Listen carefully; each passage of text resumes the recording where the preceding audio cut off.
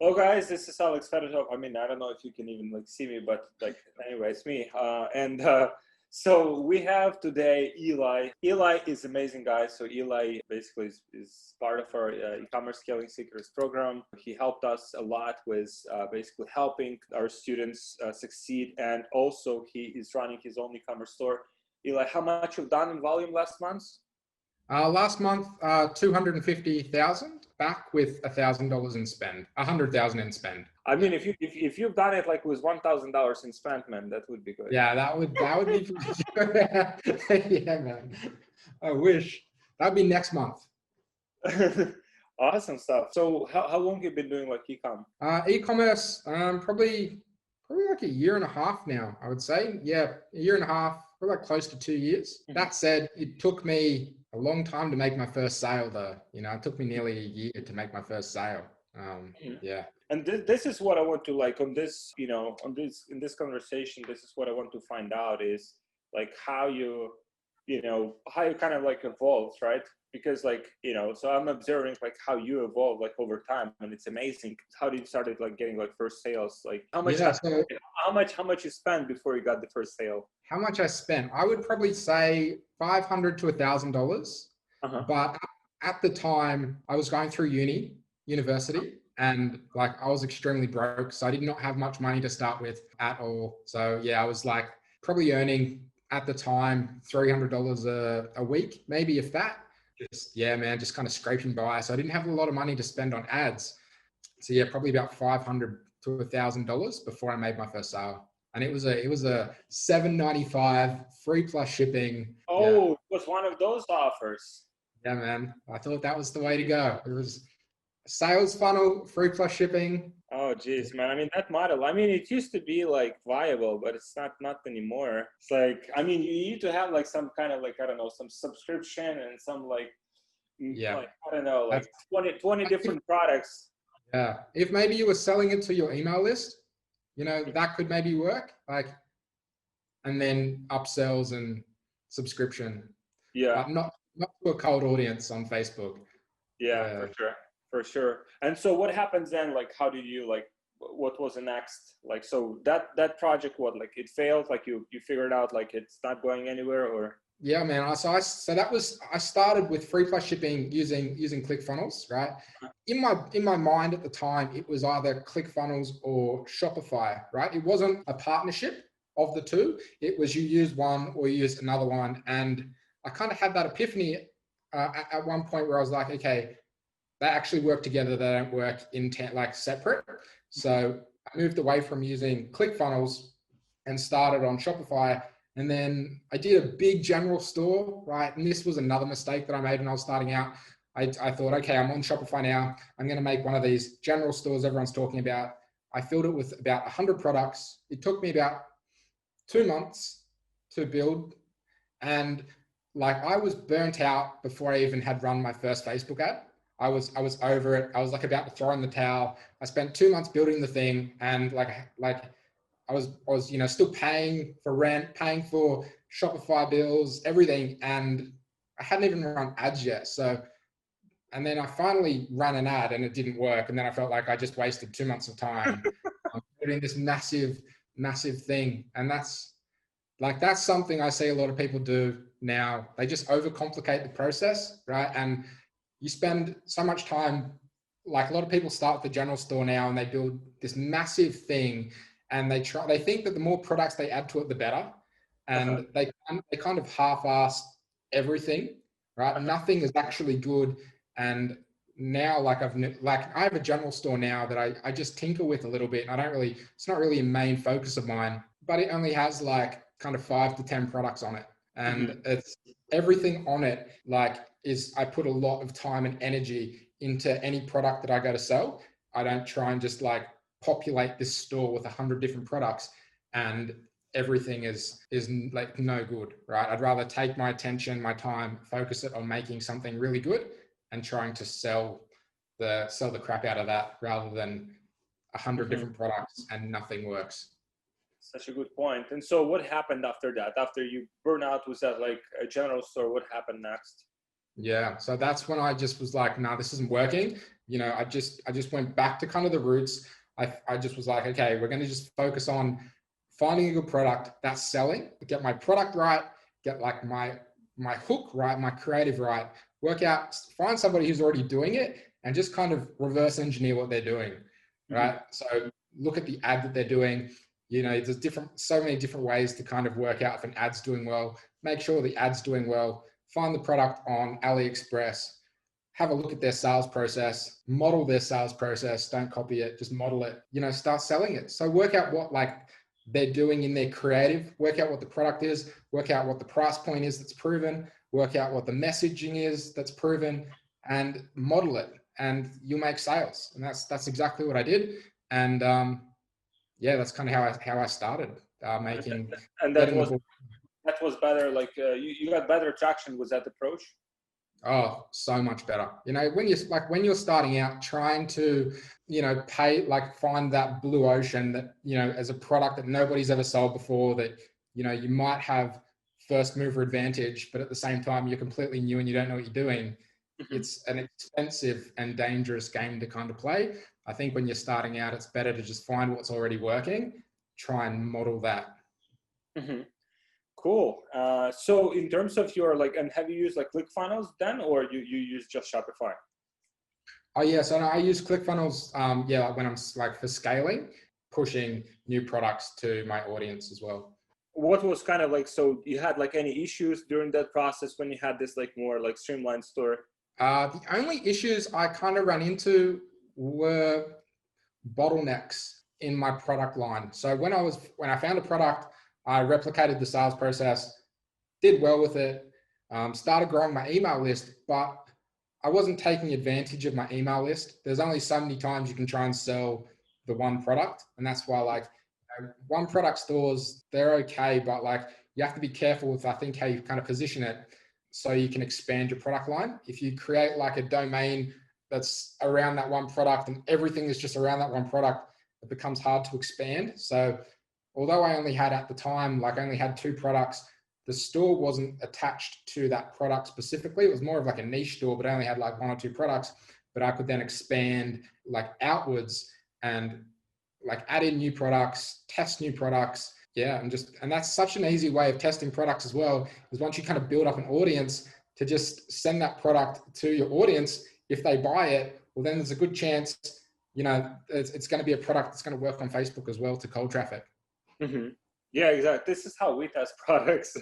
We have big email lists now, and it's very fast, validation. Yeah, well, that's kind of where my focus has turned to, is building my email list. Not so much even trying to focus on making profit on the front end, which takes a lot of pressure and stress off as well. If you just, because the standard conversion rate is 1 to 4%. And that's because you're advertising to people that don't know, or trust you. And that's why most people don't buy. So right now I'm just focused on building up a big audience of people that know, and trust me. And then, if you can make $1 per email per month on that list, you're going to do well. That's the aim of the game now. It's not so much, I've got to make profit on the front end. Even if I break even on the front end, I'm building that email list that I can then remarket to and make profit on the back end. And that's kind of how my focus has shifted. And what is so are you profitable now, or are you losing money on this store? No. I've actually never really been. Yeah, man. There might have been a day here and there, but over a period of 7 days, 14 days, never been in the hole. Yeah, we had exactly the same, because we had a call today with with our guys in the e-commerce scaling secrets program, and they would they would have these let's say one day where it's the performance just drops, everyone has those, right? And for me it's even if your performance drops, but then 7, 14 days, 7, 14, 30 days, if you look and if it's profitable, then it's all good, right? So that's exactly how I look at it too. It's everyone has those ebbs and flows, and you see a lot of people who are just kind of starting out, they have that trough, and they just turn the ads off.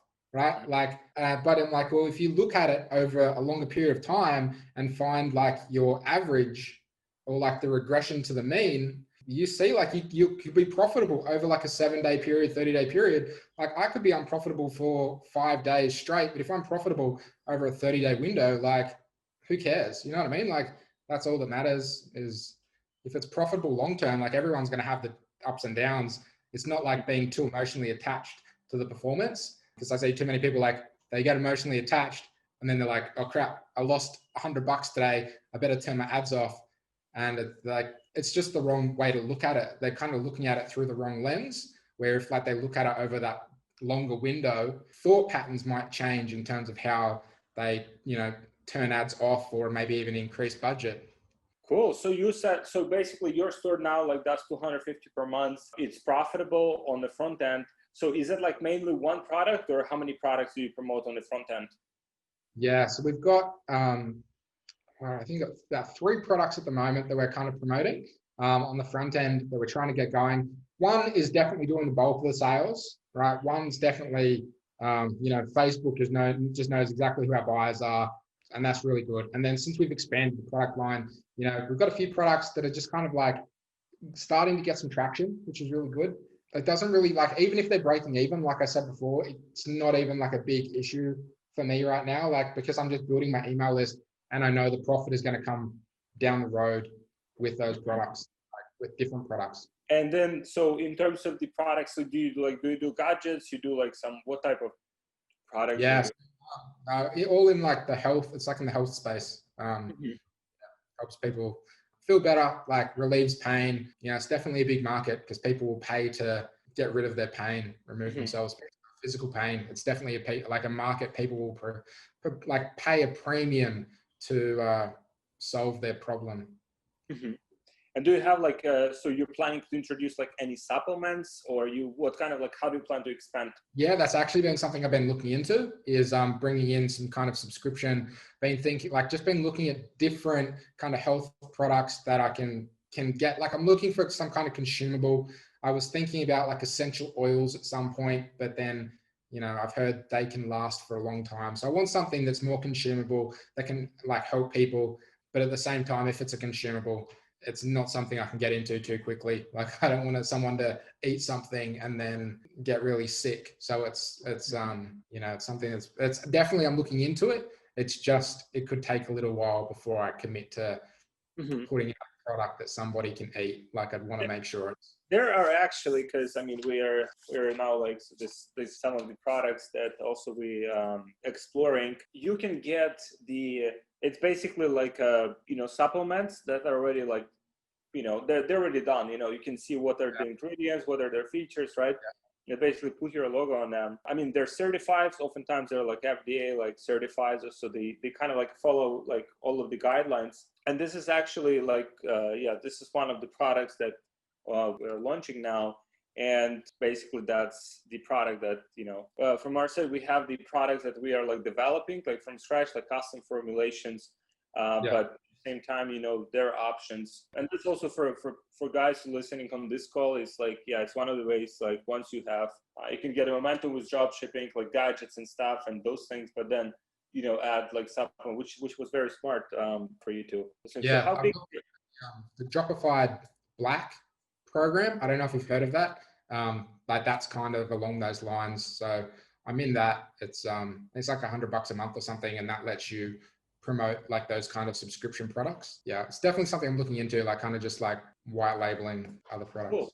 So while growing this business, right, like you've been working as a teacher for some time? Yeah, man. So probably, well, I mean, I finished uni like a year ago as a primary school teacher. Kind of left my job doing that and just doubling down on this. This is something that excites me, something that, I wake up every morning passionate about and just want to get after it. And I love teaching as well. Like that was such a passion of mine was, teaching, but this is more of a passion. So I used to be a golf professional as well. Right before I did teaching, I used to be a golf professional. I was addicted to golf, just getting better, competing against myself. and just pushing myself like every day to like try and do better. And outside of golf, I never experienced that with anything else until I found like online, like trying to grow your own business and internet marketing. You know, I get the same drive from that as I did from golf. So it's definitely something I want to pursue. That's awesome, man. And so like, I mean, this very like, so you had like how much time? So when you were working like full time, like how much time would you dedicate to your business? Or you So, haven't been working full time? Like how was that yeah, structured? so I was doing casual teaching.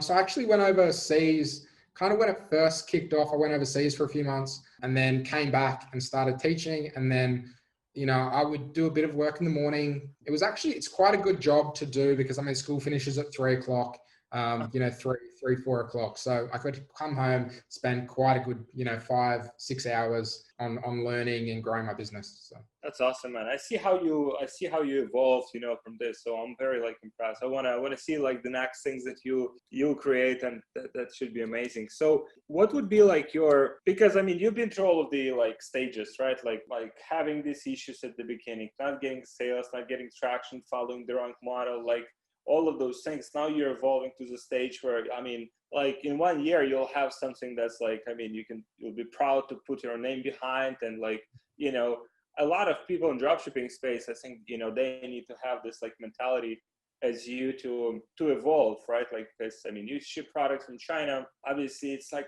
I mean, it's okay. I mean, it could be profitable, right? But then like you want to evolve into something that's like, okay, so it's like good customer experience, you know, customers are happy, customers are coming back, right? So obviously it takes time to evolve to that, but that's like very interesting, like your whole evolution, how it went. So what would be your like main kind of like pieces of advice, you know, to people who, for Yeah. example, they might be like just initially, or maybe they just got stuck, you know, maybe they do like, you know, $50,000-$100,000 per month, but they have no idea like what to do next. Like, you know, they don't see the next step.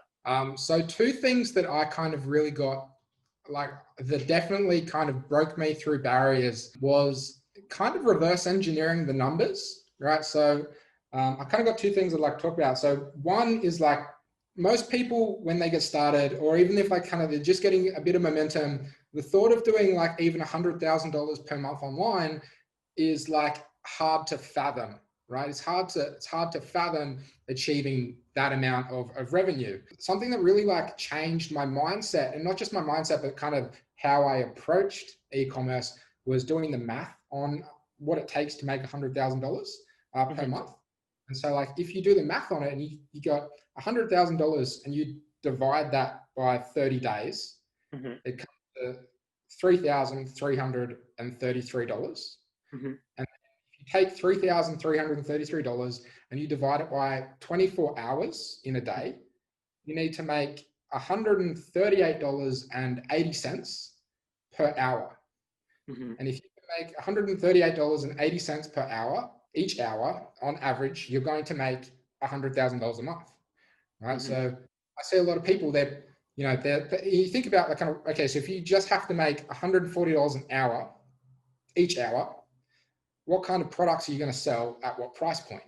Right? And this is kind of what changed for me was when I started doing free plus shipping, trying to sell a $7 product, right? $7.95, like free $7.95 shipping. And, you know, the amount, like how many sales do you need to make $140 if you're doing $7.95? A lot.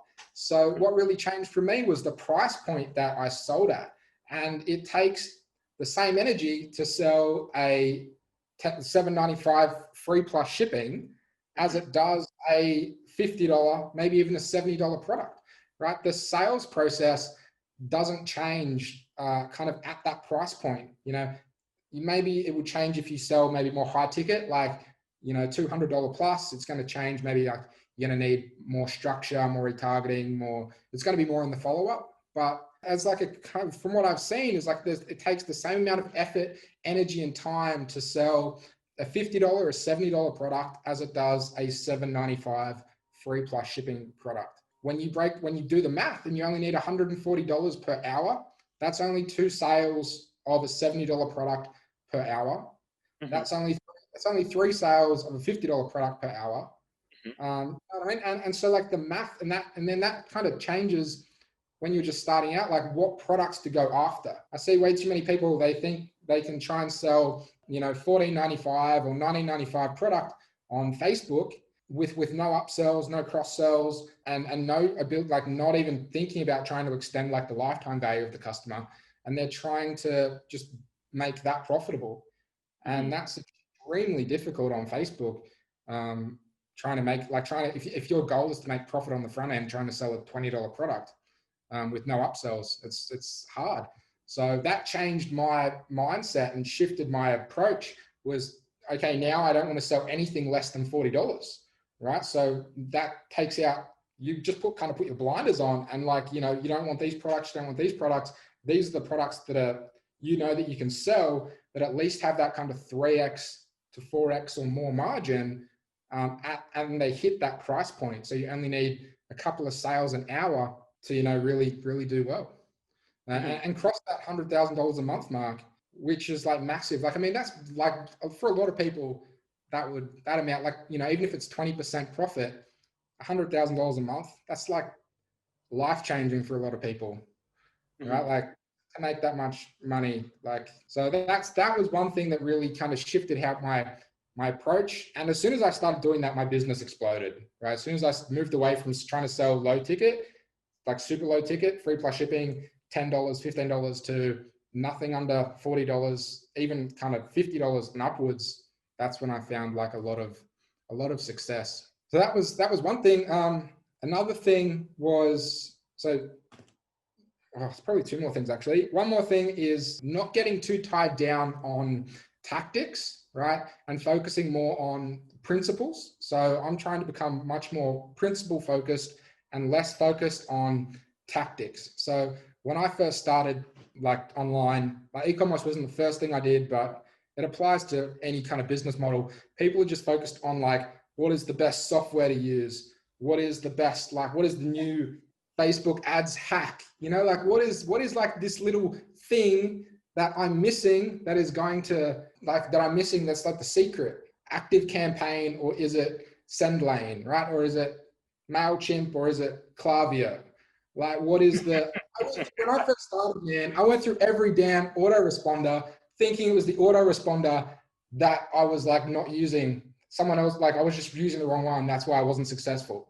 And it's the same thing with like, I feel like it's the same thing with like ABO, CBO, like, all these different like little Facebook tactics and hacks. Absolutely, man. Absolutely. Yeah, I mean, if product is shit, like no amount of like CBOs or like, no sophisticated like structures like will help. Like if website or funnel like doesn't convert, like fucking nothing help. Like nothing else. So all I focus on now is like, it's like hook story offer, like Russell Brunson's like hook story offer. It's the same thing like with e-commerce. It's like, how are you going to grab someone's attention? And then how are you going to position the product and have the right messaging that speaks to the pains and desires of the person? And then what kind of offer are you going to price the product at? How are you going to incentivize somebody that doesn't know, like, or trust you to pull the trigger and pull out their wallet and give you and their card out of their wallet and give you money? So that's so really just focusing more on the principles of it.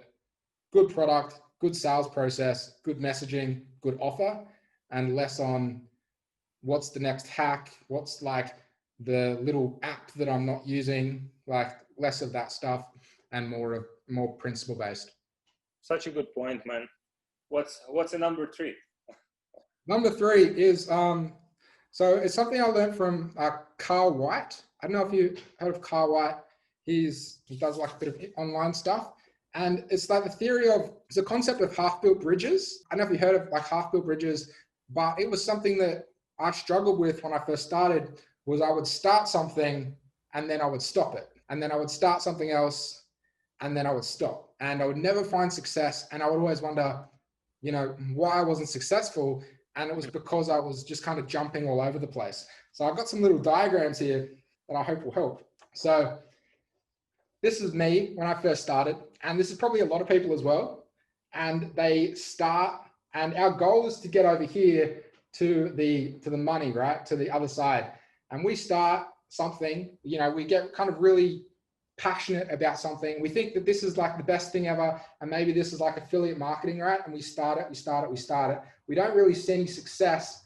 And then we stop and we quit. And then we hear about maybe the next best thing, which is maybe like Amazon FBA. And then we start with Amazon FBA and we've left affiliate marketing. We start with Amazon FBA. We go a little bit further down the road, but we don't get the results we're looking for. We don't get across and we stop again. And then, you know, maybe we do the next thing and we've left Amazon FBA. Maybe this is like trying to do like a social media marketing agency. And we're getting closer, but we're not actually getting to the money, right? We're just spending a lot of our time, a lot of our energy, just switching these little things. We don't get to where we want to go. And then eventually, you know, what you need to do is you need to commit to something long enough that you make it work, and then you get the money, and then you can reinvest that money into building your team and your infrastructure. And then hopefully you can move faster once you have money coming over, you know, once you've got money coming over. So that was something that I learned was I was just switching too many things. I was going like general store, niche store, one product store, different business model entirely, jumping around from product to product to product and not really testing one product properly. Whatever way you want to kind of apply that, it's the same thing, is you're not sticking at something long enough until it works. And that's like one thing I've seen. Like before I did e-commerce, I did affiliate marketing. I tried consulting, even though I had no experience. But I tried all these different things and nothing worked. And it wasn't until I'd said, no, you know what, I'm just going to stick with e-commerce until it damn works. And I stuck with it long enough to get it to work. It took me a long time before I made my first sale. And when I first made that $7.95 sale, pretty sure like there wasn't any profit there, but I made the sale. But I made that realization as well, kind of it did good for my mind that I stuck with something long enough to get a result. And that it did good for my brain. And then I was able to keep going at it, keep pushing at it, work it out what it actually took to start making profit, and then reinvesting that profit into accelerating my speed, right? That's awesome. I know that you've shared with guys like the feedback score, right? This thing to increase the feedback score. This helped like so many people. How's your feedback scores right now? It's good. It's good. So my feedback score is about I actually reactivated it. So what's really good about that kind of strategy is the email, you can turn it off at any point and like you stop giving the strategy. Did you want me to explain strategy, Alex, or you want me to? Yeah, if you can, yeah. Yeah. So what it is it's a. And also, guys, I'll have the link to like Eli YouTube channel. Like, make sure you subscribe to his channel because his stuff is very good. And make sure to find that on his YouTube channel. Yeah. So this strategy is called the rebate strategy. I actually got it from Trey Llewellyn. So I didn't really come up with it myself. I got it from Trey. It was about giving rebates. Trey was giving rebates just to try and incentivize new purchases. But I thought, you know, you could take that same strategy and try and get people to give you positive feedback and kind of intercept before they get hit with that feedback survey. So what it is in your email flow, immediately after somebody purchases, you just send them an email saying, hey, we'd love to give you a rebate on your recent purchase. Now, this rebate should be as sexy as possible. It should be, you know, the more you have to know your margins here, but the more you can give, the better you're going to get. So I give $10 per sale. It works really well, and it only works on desktop as well. So not everybody's going to take advantage of it because if they're going to have to go back on desktop, most people buy on mobile. So it's not like for everybody that buys, you're going to give out $10. So it works very well. And then, yeah, you send them to a ClickFunnels page. You could probably set up the same kind of system in your Shopify store. I'd imagine this on like a kind of hidden product page. And you're going to have a video and you're going to show them on the video what they have to do, where they have to go, what they have to click to kind of submit the survey before they even receive the product.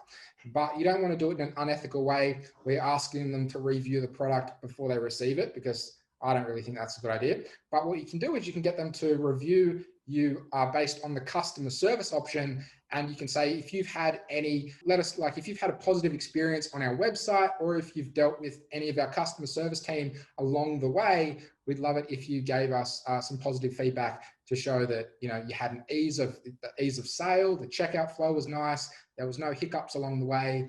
The customer service option is the one they select, not the product review, right? So that's kind of how you do it. And it works really well. So when your feedback score goes down, so mine was actually going down, so I didn't check on it for a while, and I noticed it kind of got to like 2.9, which is a little bit lower than kind of what I wanted. So all I had to do was go back into Klaviyo and turn that email back on, started sending people the email again, and it's got feedback scores back into 3. It takes a couple of weeks. You want to kind of dig your well before you're thirsty, right? You want to make sure you're doing this before your feedback score gets to a point where it's going to be hard to recover it. If you're in the 2s, I recommend setting this up straight away, and you'll see, hopefully, if some results pretty quickly. Could take a couple of weeks because it does get updated weekly. So yeah, definitely recommend setting it up, checking it out, setting it up, and hope your feedback score will improve. Awesome, man. So yeah, guys, below this video, you'll find the link to Eli YouTube channel. You have that video on your YouTube channel, right? Yeah, I do. Yeah. It explains everything. Yeah. Cool. Awesome, man. I mean, amazing insights. So how do people do you help any entrepreneurs to get traction with their businesses? Yeah. So I do work one-on-one with a few people. Obviously I can't work with too many people because I have to focus on my own stuff as well. That's definitely where my main kind of revenue and income comes from. But I like teaching people. As an ex-teacher, I like teaching people. So I get a lot of enjoyment out of helping people build, grow, and scale their own businesses. So I've actually got, they can reach out to me on Facebook, or I've got a free training that I'd be happy to offer as well to your audience if they'd like to hear it. It's at Eli Richardson, elirichardson.training.com. And there's some information, hopefully some training there that can help you guys grow and scale your businesses. So this is like the free training program, right? Yeah, it's completely free. Yeah, just yeah, you can go to Eli Richardson. We'll drop this also in below this video, so you guys can just take advantage of this. I had a bunch of different trainings, and I just thought, take them all and put them in one place. Makes it a bit easier. Awesome. And yeah, again, thank you for sharing these insights. Very excited to see, the next kind of how you evolve, next things that, you'll achieve. Yeah, thank you for this. Thank you guys for watching. I hope you got a lot out of it. I personally got, many things, reinforce things that we do on our side as well for some time. So thank you, man. And thank you, everyone. See you guys. Bye.